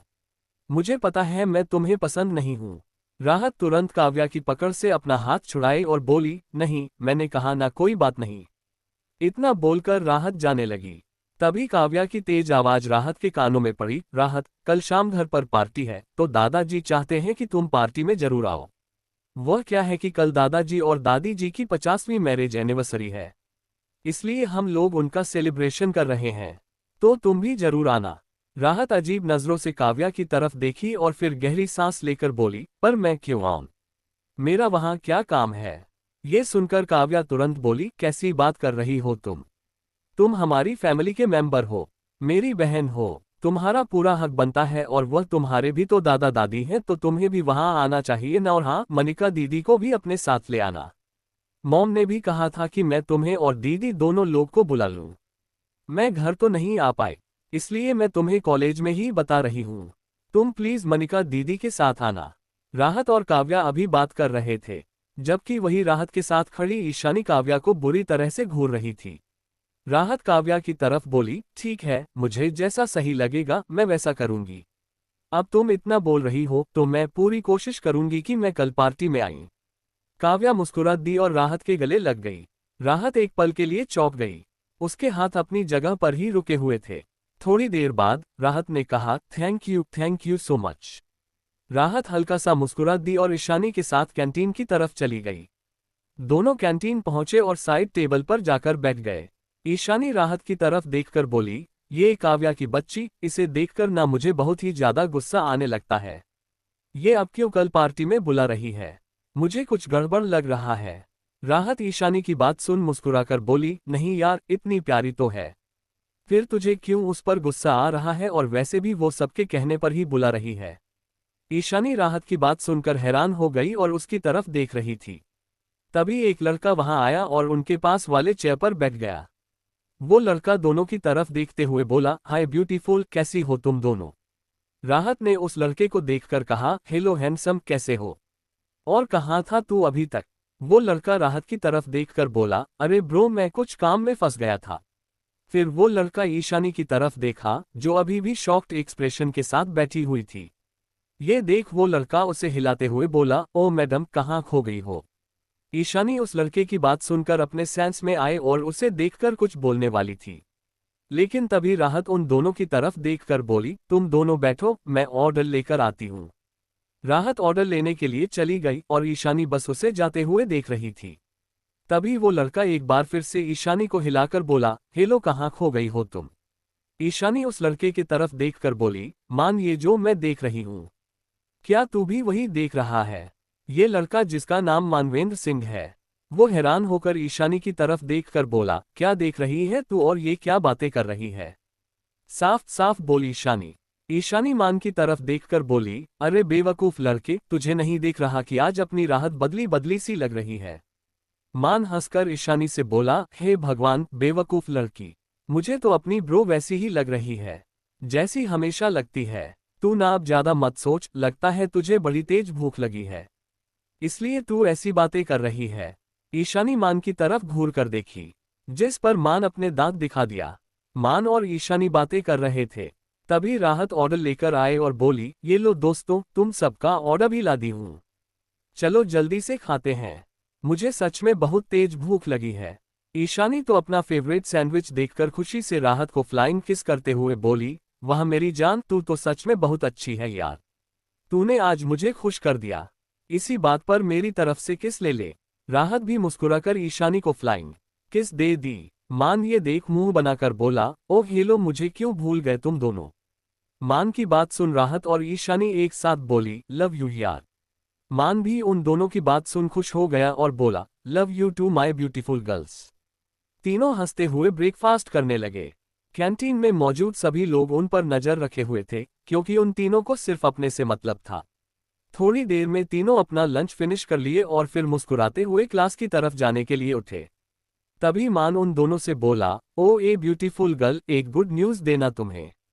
एक्चुअली आज जो हमारे सर हैं ना नेक्स्ट क्लास लेने वाले, वह आज नहीं आए तो हमारा नेक्स्ट पीरियड भी फ्री है। राहत और ईशानी खुश होकर बोले, वाह ये तो बहुत अच्छी बात है। ईशानी राहत से बोली, क्यों ना बेबी हम लोग एक गेम खेलें। क्या कहती हो। राहत तुरंत बोली, जो तू बोल मेरी जान। कुछ देर बाद वह तीनों एक दूसरे के आमने सामने बैठे थे और बीच में टेबल पर एक बॉटल था। वह तीनों ट्रूथ एंड डेयर खेल रहे थे। ईशानी सबसे पहले बॉटल घुमाए और सबसे पहले बॉटल जाकर राहत के सामने जाकर रुकी। ईशानी राहत की तरफ देखकर बोली, तो बच्चे रेडी हो, ट्रूथ या डेयर। राहत बड़े ही स्टाइल से चेयर पर बैठी और बोली, हमेशा की तरह डेयर। ये बोलते हुए राहत सच में काफी डेयरिंग लग रही थी। कैंटीन में मौजूद सभी लोग उन तीनों की बातें सुन रहे थे और उन सब ने भी जब ईशानी के दिए डेयर सुने तो सब शॉक्ड हो गए। चेस 7 राहत का शॉकन डेयर। अब तक। ईशानी राहत की तरफ देखकर बोली, तो बच्चे रेडी हो, ट्रूथ या डेयर। राहत बड़े ही स्टाइल से चेयर पर बैठी और बोली, हमेशा की तरह डेयर। ये बोलते हुए राहत सच में काफी डेयरिंग लग रही थी। कैंटीन में मौजूद सभी लोग उन तीनों की बातें सुन रहे थे और उन सब ने भी जब ईशानी के दिए डेयर सुने तो सब शॉक्ड हो गए। अब आगे। ईशानी अपने होठों पर प्यारी सी मुस्कुराहट लिए चाहत की तरफ देखकर बोली, एक बार फिर से सोच लो बेबी। कहीं ऐसा ना हो कि मैं तुम्हें ऐसा डेयर दे दूं जो तुम ना कर पाओ। ईशानी की बात सुनकर भी चाहत के चेहरे के भाव नहीं बदले और वो उसी तरह मुस्कुराते हुए बोली, ऐसा कुछ भी नहीं है जो चाहत सहगल ना कर सके। तू एक बार बोलकर तो देख मेरी जान, तेरे लिए तो मेरे जान भी हाजिर है। ये सुन ईशानी मुस्कुरा दी और बोली, नहीं यार तेरी जान नहीं चाहिए मुझे।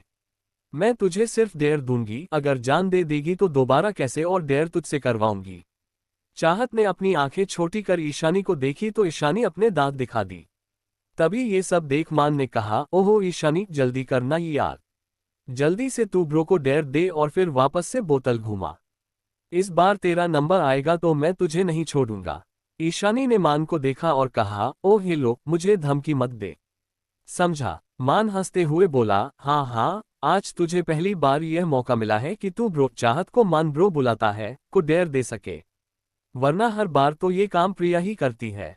प्रिया का नाम सुनते ही ईशानी और चाहत को अपनी फ्रेंड प्रिया की याद आ गई, जो कि आज कॉलेज नहीं आई थी। तभी ईशानी बोली, ठीक है, पहले अभी मुझे बोलने दे। फिर वह चाहत की तरफ मुड़ी और बोली, so ready for your dare my baby. Chahat attitude के साथ ईशानी की तरफ देखकर बोली, ऑफ कोर्स। वहीं कैंटीन में मौजूद सभी लोगों की भी नजरें उन पर ही थी और वो सभी कान लगाए बैठे थे कि आखिर ईशानी चाहत को क्या डेयर देने वाली है। वहीं कुछ लोग और भी थे जिनकी नजर उन पर बनी हुई थी। अब वो कौन है वो आप सभी समझ गए होंगे। ईशानी ने चाहत की तरफ देखकर कहा, तो ठीक है, तुझे इस कैंटीन में मौजूद किसी एक लड़के के पास जाकर उसे किस करना है। ये सुनते ही सभी लोग शॉक्ड हो गए। सभी आंखें बड़ी किए और ईशानी को देख रहे थे। वहीं एक पल के लिए चाहत भी अपनी आंखें छोटी कर ईशानी को घूर कर देखी, पर अगले ही पल वह अपनी गहरी निगाहों को चारों तरफ घुमाकर पूरे कैंटीन में देखने लगी और तुरंत ही उसके होठों पर एक मिस्टीरियस स्माइल आ गए। उसे ऐसे स्माइल करते देख ईशानी बोली, क्या बात है बेबी, तू डर गई क्या? अगर ऐसा है तो तू हार मान ले, मैं बुरा नहीं मानूंगी। मान तुरंत ईशानी से बोला, अरे यार इशू, तुझे नहीं लगता कि तूने कुछ ज्यादा ही कह दिया? तेरा कुछ ज्यादा ही हो गया। अब तुझे ऐसा कुछ डेयर नहीं देना चाहिए ब्रो को। तू अभी अपना डेयर चेंज कर। ईशानी मना करते हुए मान से बोली, बिल्कुल भी नहीं। मैंने पहले ही कहा था कि मैं कुछ ऐसा डेयर दूंगी जिससे सब शॉक्ड हो जाएंगे। तो अब मैं अपना डेयर वापस नहीं लेने वाली। मान फिर से उससे लड़ने लगा, पर अगले ही पल वह सब देखे कि चाहत चेयर पर से उठ गई है और सामने की तरफ बढ़ रही है। ईशानी और मान जिस तरफ चाहत जा रही थी उधर की तरफ देखने लगे। कैंटीन में मौजूद सभी लोग आपस में बातें कर रहे थे, देखना अब ये चुड़ैल जरूर मोक्ष के पास ही जाएगी। उसी के लिए तो ये पूरी पागल है। भला अब और किसके पास जा सकती है ये? आज एक बार फिर से मोक्ष उसे खुद से दूर धकेल देगा, तब बहुत मजा आएगा। चलो, जो तमाशा हमें अभी तक देखने को नहीं मिला अब देखने को मिल जाएगा। ये कहते हुए सभी अपने आंखों में चमक और अपने होठों पर मुस्कुराहट लिए चाहत की तरफ देख रहे थे। वही चाहत भी उसी तरफ बढ़ रही थी जहां पर मोक्ष बैठा था। मोक्ष के साथ बैठे उसके दोस्त शांत, आकाश, रोहित सभी चाहत को अपनी तरफ ही आते देखे तो उन सबकी नजरें मोक्ष पर चली गई, जो कि अपने काली गहरी निगाहें अपने फोन में पूरी तरह से गड़ाए हुए था। वह एक बार भी अपनी नजर उठाकर चाहत की तरफ नहीं देखा। पर अचानक से कुछ ऐसा हुआ जिससे सब शॉक्ड हो गए, क्योंकि चाहत मोक्ष को इग्नोर कर दूसरी तरफ बढ़ गई थी। ये देखकर सबकी आंखें बड़ी हो गई थी और मुंह खुला का खुला रह गया था। वहीं अगले ही पल चाहत दूसरे साइड कॉर्नर में बैठे एक लड़के के पास गई, जो कि बिल्कुल अकेले ही चेयर पर बैठा था। उसने अपने आंखों पर मोटा सा चश्मा लगा रखा था और उसके सामने रख टेबल पर एक बुक रखा हुआ था, जिसे वो लड़का पूरे कंसंट्रेट होकर पढ़ रहा था। उसे देखकर ही साफ पता चल रहा था कि वह एक नंबर का पढ़ाकू लड़का है, जिसे किसी भी चीजों से कोई मतलब नहीं हो। चाहत उसके पास गई और वहीं उस लड़के के पास बैठकर तुरंत ही उसके चेहरे को पकड़ ली। सब शॉक्ड भरी नजरों से चाहत को देखे जा रहे थे और अगले ही पल चाहत उस लड़के के गाल पर किस कर दी। वह लड़का ये देख हैरान हो गया। उसके हैरानी से बड़ी आंखें उस मोटे चश्मा के पीछे साफ दिखाई दे रहे थे। वह शॉक्ड एक्सप्रेशन के साथ चाहत की तरफ देख रहा था। चाहत, जो कि बहुत ही खूबसूरत और प्यारी सी लड़की थी, बिल्कुल किसी नाजुक डॉल की तरह। ऐसी लड़की को इस तरह से अपने पास आकर किस करते देख उस लड़के के हैरानी का कोई ठिकाना नहीं था। वह अपनी जगह पर बिल्कुल जम गया था। वो लड़का हैरानी से अपने गाल पर हाथ रख चाहत की तरफ देखते हुए बोला, तुमने मुझे किस किया? तभी चाहत होठों पर प्यारी सी मुस्कुराहट लिए उस लड़के की तरफ देखकर बोली, सॉरी ब्रो, बट मैं ऐसा नहीं करना चाहती थी। पर वह क्या है ना, मेरे वो फ्रेंड्स हैं ना। इतना कह चाहत उस तरफ इशारा की जहां पर ईशानी और मान बैठे हुए थे। वह दोनों उस लड़के की तरफ देख मुस्कुरा दी। वह लड़का भी ये देख मुस्कुराया।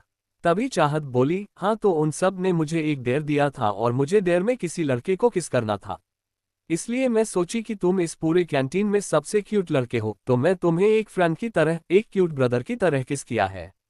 अगर तुम्हें बुरा लगा हो तो आई एम सॉरी यार। इतना कहते हुए चाहत मासूम सा चेहरा बना ली और अपनी लंबी लंबी पलकों को झपकाते हुए दुनिया जहां की मासूमियत के साथ उस लड़के की तरफ देखने लगी। उस लड़के का चश्मा, जो कि घबराहट के कारण हिल गया था, वह जल्दी से उसे ठीक से अपने आंखों पर लगाते हुए बोला, ओ तो कोई बात नहीं, कोई बात नहीं। तुमने मुझे अपना दोस्त बोला, मेरे लिए ही बहुत है। चाहत ये सुन मुस्कुरा दी और उस लड़के का हाथ पकड़कर बोली, वैसे क्या नाम है तुम्हारा? वह लड़का हंसते हुए बोला, अमित, अमित मिश्रा नाम है मेरा। चाहत मुस्कुराए और बोली, हेलो अमित, आई एम चाहत सहगल। क्या हम फ्रेंड्स बने? अमित चाहत की बात सुन मुस्कुराते हुए बोला, ओके फ्रेंड्स। इतना बोल अमित अपने हाथों को आगे बढ़ाया और चाहत के हाथ से हाथ मिला लिया। चाहत ये देख मुस्कुरा उठी और फिर वहां से उठकर अपने दोस्तों के पास चली गई, जो कि हैरानी से चाहत को ही देख रहे थे। वही कोई सबसे ज्यादा हैरान था तो वह कोई और नहीं, हमारे मोक्ष बाबू थे। ना जाने क्यों मोक्ष को ये सब देखकर गुस्सा आ रहा था।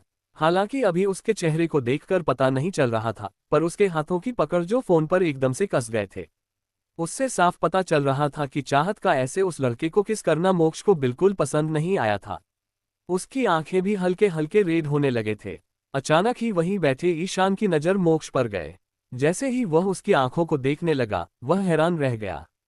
वो मोक्ष से कुछ पूछता उससे पहले ही मोक्ष अपने चेयर पर से खड़ा हुआ और बिना कुछ बोले तेज कदमों के साथ कैंटीन से बाहर चला गया। अभी मोक्ष कैंटीन से बाहर आया और वो आगे की तरफ बढ़ रहा था। तभी एक लड़की अपनी प्यारी सी आवाज में बोली, मोक्ष, अरे ये क्या हुआ? कहीं मोक्ष बाबू को हमारी चाहत से प्यार तो नहीं हो रहा? कुछ गड़बड़ मामला लग रहा है। क्या हो रहा है वो तो जल्द ही पता चलेगा मुझे भी और आप सभी को भी। आखिर कौन है ये लड़की और क्यों मोक्ष को गुस्सा आ रहा? चैट मार मार के दांत तोड़ दूंगी, मेड फॉर ईच अदर। अब तक अचानक ही वहीं बैठे ईशान की नजर मोक्ष पर गए। जैसे ही वह उसकी आंखों को देखने लगा, वह हैरान रह गया। वो मोक्ष से कुछ पूछता उससे पहले ही मोक्ष अपने चेयर पर से खड़ा हुआ और बिना कुछ बोले तेज कदमों के साथ कैंटीन से बाहर चला गया। अभी मोक्ष कैंटीन से बाहर आया और वो आगे की तरफ बढ़ रहा था। तभी एक लड़की अपनी प्यारी सी आवाज में बोली, मोक्ष, अरे ये क्या हुआ, कहीं मोक्ष बाबू को हमारी चाहत से प्यार तो नहीं हो रहा? कुछ गड़बड़ मामला लग रहा है। क्या हो रहा है वो तो जल्द ही पता चलेगा मुझे भी और आप सभी को भी। आखिर कौन है ये लड़की और क्यों मोक्ष को गुस्सा आ रहा है? अब आगे मोक्ष पीछे मुड़कर देखा तो वहां पर काव्या खड़ी थी। मोक्ष अपनी जगह पर ही रुका था। तभी काव्या धीमी कदमों के साथ चलते हुए मोक्ष के पास आई और होठों पर प्यारी सी मुस्कुराहट लिए अपनी मधुर आवाज में बोली, मोक्ष तुम कहाँ जा रहे हो? मोक्ष जिसके चेहरे पर कोई भाव नहीं थे, वो अपने एक्सप्रेशनलेस फेस के साथ बिना काव्या की तरफ देखे अपने सर्द आवाज में बोला, मैं ऑफिस जा रहा हूँ। इतना बोल मोक्ष जाने लगा कि तभी काव्या की आवाज उसके कानों में गई, मोक्ष अभी तो तुम्हारा फुटबॉल मैच है ना, तो तुम ऐसे ऑफिस कैसे जा सकते हो? काव्या के कहे शब्दों को सुनते ही मोक्ष को याद आया कि आज से वो अपने फुटबॉल मैच के लिए प्रैक्टिस करने वाला है। वो ये सोचकर बिना काव्या की तरफ देखे तेज कदमों के साथ बाहर की तरफ चला गया। काव्या ये देखकर मासूम सा चेहरा बना ली और उदासी के साथ बोली, मोक्ष को क्या हो गया है? ये अचानक से ऐसे गुस्से में क्यों चले गए? ये कहते हुए काव्या के चेहरे पर उदासी के भाव आ गए। तभी वहां ईशान आया और काव्या को देखकर बोला, क्या तुमने मोक्ष को देखा है? ईशान के पूछने पर काव्या उसकी तरफ देखकर बोली, हाँ वो अभी अभी बाहर की तरफ गए हैं, शायद वो ऑफिस जा रहे हैं। ईशान अब बिना कुछ बोले तेज कदमों के साथ कॉलेज के बाहर की तरफ जाने लगा। तभी काव्या बोली, पर आज तो आप लोगों फुटबॉल मैच प्रैक्टिस है ना? ईशान बिना काव्या की तरफ देखे ना ही उसे कोई जवाब दिए। वो काव्या को पूरी तरह से उसे इग्नोर कर वहां से तेजी से आगे बढ़ गया। ये देख काव्या अजीब सा मुंह बना ली। वही कोई था जो ये सब कुछ देख और सुन रहा था। वह कोई और नहीं राहत थी, जो कि अभी वॉशरूम जाने का बोलकर वहां आई थी।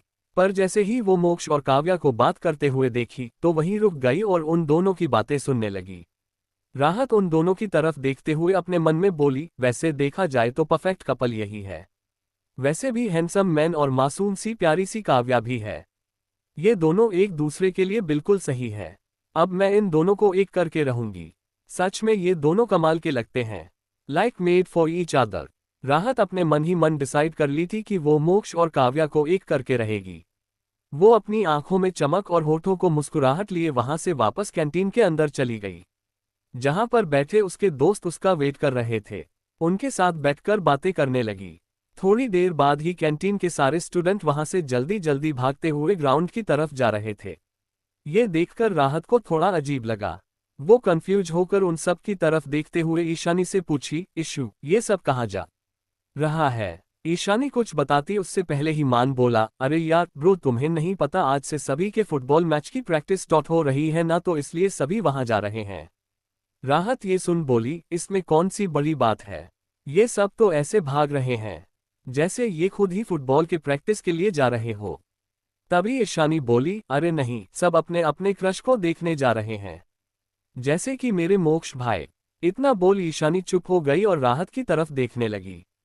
तभी राहत एक नज़र ईशानी की तरफ देख तुरंत बोली, तो फिर चल हम भी देखने चलते हैं।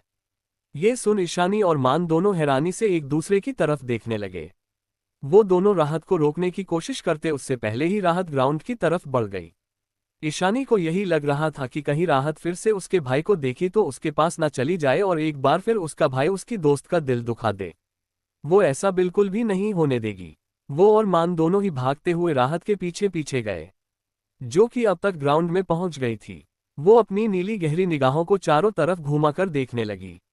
ग्राउंड में इस वक्त बहुत सारे स्टूडेंट बैठे हुए थे और स्टेडियम में फुटबॉल टीम के लड़के प्रैक्टिस के लिए खड़े हो गए थे। वो सभी खड़े होकर अपने टीम कैप्टन का इंतजार कर रहे थे। तभी ईशानी राहत के पास आई और बोली, आई थिंक हमें वापस चलना चाहिए, हमें क्लास लेनी है ना यार। जिस पर राहत ईशानी और मान दोनों का हाथ पकड़ी और बोली, चल ना यार, एक बार देखते हैं ना। पर ईशान उसे फिर से रोकते हुए बोली, नहीं यार, हमें क्लास लेना जरूरी है, सर आ गए हैं, चल ना क्लासरूम में चलें। ईशानी की बात सुन राहत कुछ बोलती उससे पहले मान बोला, हाँ हाँ ब्रो, ईशू बिल्कुल सही कह रही है, हमें क्लास के लिए चलना चाहिए। इस पर राहत ईशानी और मान दोनों को ही घूर कर देखी और फिर अपने सर्द आवाज में बोली, चलो मेरे साथ, तुम लोग जैसा सोच रहे हो वैसा बिल्कुल भी नहीं है। और हाँ इशू, मैंने तुझसे कहा था ना, मुझे अब तेरे भाई से कुछ भी लेना देना नहीं। So don't worry. ईशानी यह सुनकर तुरंत बोली, सच में तू सच कह रही है ना? राहत अपने गर्दन हिलाकर मुस्कुराते हुए बोली, हाँ बाबा, मैं झूठ नहीं बोल रही। ये सुनकर ईशानी खुशी से चहकते हुए बोली, यार ये बिल्कुल सही किया तूने। वैसे भी मेरा भाई एक नंबर का सडू है। तुझे तो एक से बढ़कर एक लड़के मिल जाएंगे। तुझ जैसी खूबसूरत लड़की को भला कौन ना कर सकता है। और रही बात मेरे भाई की, उसका तो टेस्ट ही सड़ा है, छोर जैसी शक्ल वैसा ही उसके टेस्ट। ये कहते हुए ईशानी अजीब सा मुंह बना रही थी, जिसे देखकर राहत और मान दोनों ही हंसने लगे और फिर वो तीनों एक साथ हाथ पकड़े ग्राउंड के अंदर चले गए। दोनों जाकर ग्राउंड में लगे चेयर्स पर बैठ गए और स्टेडियम की तरफ देखने लगे। वही कोई था जो उन तीनों की बातें सुन लिया था और यह सब सुनकर उस शख्स के आंखों में गुस्सा उतर आया था और हाथों की मुट्ठियां कस लिया था। वो कोई और नहीं, हमारे मोक्ष बाबू थे। बेचारे मोक्ष बाबू आजकल राहत के आसपास ही भटकते रहते हैं। जैसे ही राहत, ईशानी और मान तीनों ग्राउंड में रखे चेयर पर जाकर बैठे, तभी एकदम से सारी लड़कियां हुटिंग करने लगी और मोक्ष का नाम लेकर तेज तेज चिल्लाने लगी, क्योंकि सामने से मोक्ष स्पोर्ट्स की शर्ट पहनते हुए ग्राउंड में एंटर किया। मोक्ष को देखकर सारी लड़कियां पागल हो गईं और उसके परफेक्ट बॉडी को देखकर सभी लड़कियां अपनी अपनी आंखें फाड़कर देख रही थीं। मोक्ष के फिटनेस और हैंडसम लुक को देखकर सभी लड़कियां अपने आप को रोक नहीं पा रही थीं और उसे देखाहें भरने लगी। राहत ने भी मोक्ष को देखा और उसकी हैंडसम फेस को वह भी अपनी आंखें फाड़कर देखने लगी। पर अगले ही पल उसने अपने आप को कंट्रोल किया और मोक्ष की तरफ देखना बंद कर दी। वो खुद को डांटते हुए बोली, नहीं नहीं, तू ऐसे किसी के पार्टनर को नहीं देख सकती। ये गलत बात है। एक लड़की अपने दोस्त से बातें करते हुए बोली, हाय यार, क्या कमाल का है ना मोक्ष रावत। एक बार मेरी तरफ देख ले तो मेरा तो दिन ही बन जाए। तभी उसकी फ्रेंड सामने की तरफ इशारा करते हुए बोली, वो देख, वो चुड़ैल भी यहाँ आ गई है। पहली लड़की सामने देखी तो वहां पर राहत बैठी हुई थी, जिसे देख दोनों लड़कियां मुंह बनाने लगी और वो पहली वाली लड़की बोली, अरे यार, ये चुड़ैल फिर से यहाँ आ गई। जरूर हमारे मोक्ष पर डोरे डालने आई होगी। ये हर वक्त क्यों आ जाती है? इतनी बेइज्जती होने के बाद भी मोक्ष का पीछा क्यों नहीं छोड़ती? कितनी गिरी हुई लड़की है ये राहत। वही राहत जो कि उन लड़कियों से 2 लाइन आगे बैठी थी। वो उन लड़कियों की कही सारी बातों को साफ सुन ली थी। उसे गुस्सा तो बहुत आ रहा था, पर उसने अपने गुस्से को कंट्रोल कर रखा था। वह अपने मन ही मन बोली, ये सब सारा रायता फैलाने वाली ये लड़की है राहत, लेकिन हाँ, तू राहत नहीं, तू तो मिस्टी है। तुझे खुद को संभालना होगा। भले ही तू अभी राहत के शरीर में है, अब छोड़, जिसे जो बोलना है बोलने दे। वही ईशानी और मान भी उन लड़कियों की बातें सुन ली थी। ईशानी गुस्से से मुड़ी और उन लड़कियों की तरफ देखते हुए बोली, ओह हेलो चुड़ैल, किससे बोल रही हो तुम दोनों? कभी तुम दोनों ने अपनी शक्ल आईने में देखी है? एक चुड़ैलों की नानी और एक डाइनो की दादी लगती हो तुम दोनों। खून पीती हुई पिशाच हो। ये सब सुन वो दोनों लड़कियां आंखें फाड़े हैरानी से ईशानी की तरफ देखने लगी। वो कुछ बोलती कि उससे पहले ईशानी गुस्से से आगे बोली, दोबारा अगर मेरी दोस्त के बारे में कुछ कहा ना तो मार मार के तुम दोनों के दांत तोड़ दूंगी। And for your kind information, मैं कराटे में ब्लैक बेल्ट रह चुकी हूँ। आज के लिए इतना। हाई दोस्तों, मिलते हैं अगले पार्ट में ही और स्टोरी का रिव्यू जरूर द, ताकि मैं मोटिवेट होकर ऐसे ही अला भी सारे वीडियो अपलोड करूँ। Thanks for watching. Next episode come soon. Till watch my another stories.